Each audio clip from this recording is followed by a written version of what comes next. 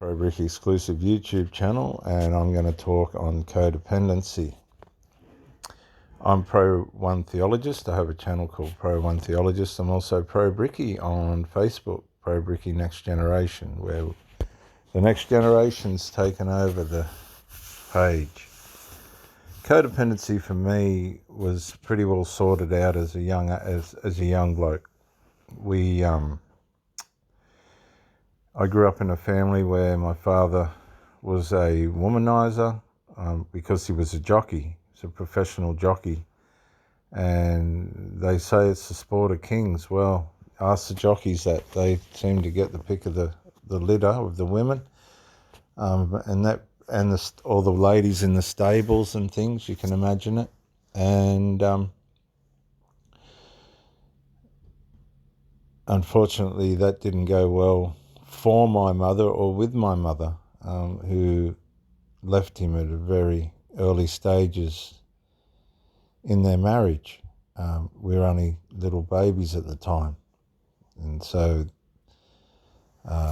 we went from, I think it was Southport, they were living at Southport Racetrack, and my mother came back on a Greyhound bus to Barella, to her parents, never to speak with Victor again at that point. So I never knew my real father right up until my 30s, where I went and found him. Fortunately, he was still alive. And funnily enough, through several different life-changing circumstances and all the rest of it, he actually spent many, many hours with my mother before she died. And she forgave him, and he forgave her. I'll never forget the power of the Lord. There is a Lord. I knew when that happened there was a Lord. For all the pain and suffering that we grew up with, not knowing who for me, not knowing my father, and all the evil associated with the mystery behind that, and the way in which we grew up, and no identity, unable to learn, robbed of so many things because of the broken family. I know how all that works. But as a young fellow, we moved. Well, I spent my early days at Barella, living with my grandma and granddad. My mother was very ill with kidney problems. She spent 18 months in Auburn Hospital. And I can remember visiting this sick woman in this bed. I was afraid of her. Her name was Pauline, and that was my mum. She was terminally ill. She made it. But I never knew my mum as a young bloke. I just knew this poor woman that suffered illness and betrayal and sadness. Our grandmother and my grandfather, really good people, really. Granddad was an ex-naval stoker on the HMAS Canberra when it was blown in the side. There's some of the stories that he used to tell me. Poor old Granddad used to scream out of a night, and Grandma would have to shake him out of his sleep. They didn't sleep together, which was quite bizarre for me. I couldn't figure that out. And as little kids, we'd sleep with Grandma, and she'd always say the Lord's Prayer, believe it or not, and we'd say it with her. She'd say, Our Father, and we'd go, Our Father, etc. And we pass that on to our children as well, Janice and I. So we moved back to Barella and 33 3rd Avenue, Barella. And I think Mum lived in 31 or 35. They lived next door to each other. And this is all relative to codependence, because it was so disjointed and dysfunctional in my early childhood.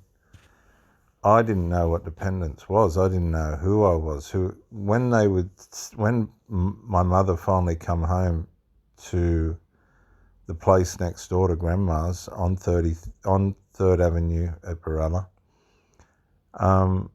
I didn't know who she was, and they used to send me over there to stay, and I'd scream and scream and scream and scream until they'd let me go back to Grandma's. I treated them like didn't know them and I was scared of my mum. And I remember my mum trying to date men and things like this, and she'd get left behind and this kind of stuff. But I'd be glad to say it was never because of my sister and myself. No, it wasn't. Unlike some of these children today who just completely undermine their mother's relationships.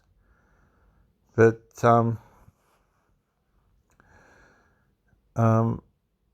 one day I went next door and I was kicking the ball around. I was only 5 years old, kicking the ball around in the mother's backyard, all on my own, because I'd become one of these kids that could do things on his own. Like I'd try and catch birds, and it's only a young bloke, and ride me dinky and run up and down the street, get chased. I was a harness child.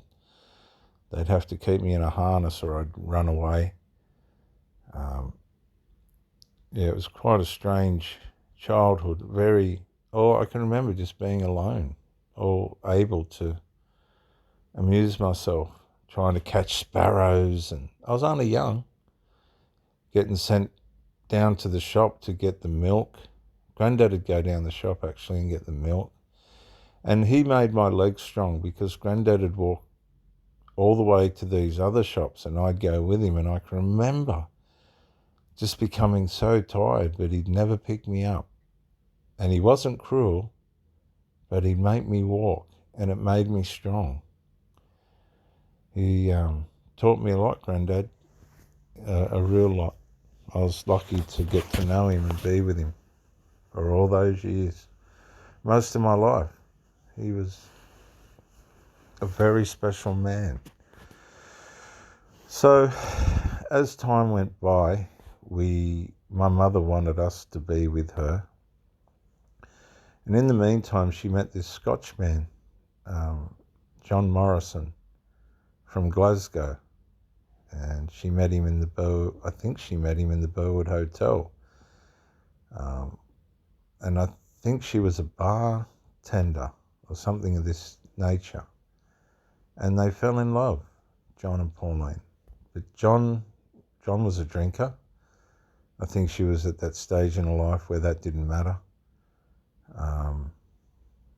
And as they smoked and all that. I don't think Mum didn't drink, but she smoked. And they had many years of happiness together. They had their quarrels and things like this, but when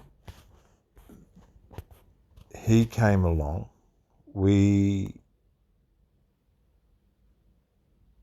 were persuaded bit by bit to stay with Mum.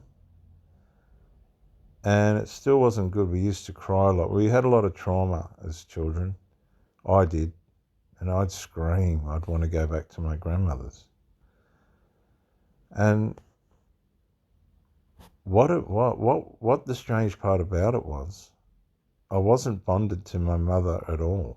And my bond was with my grandmother, which is misplaced. It was a misplaced maternal bond, as it were, and they couldn't change that attachment. Now, this is really important to understand about codependency. What happens with children and their mothers is this attachment takes place, and if the DNA father leaves the relationship or the marriage, everything falls out of harmony because children, there's something in the psyche and spirit of us that knows how to, it's like the missing cog gets put in place through a healthy family DNA unity. Like, it's really important for the parents that bring children in the world to stay together, because that union brings a formation into the child that otherwise wouldn't be there if they separate, if that makes sense. Well, I never had that. I never had that union to understand what the full power of it was. But I'd seen the full power of it later in life when I saw children flourishing, and it was because their mother and father was together. Original mother and father. There's definitely an unusual superpower that comes from a healthy family dynamic. So my early years were full of trauma, full of no identity, this strange sick woman, and there was this terrible fear and of not wanting to be there. And I can remember, and I'll close with this because I don't want this will be a series, but I don't want it to go too long. I can remember we'd get sent to my mother's place and put in the room, my sister and I can remember this vividly. There would be something under the bed. There would be something that was trying to pull us under the bed, and you wouldn't be able to speak and you wouldn't be able to scream. But when you broke out, when you finally got your voice out, you'd be hysterical and no one would understand what had just happened.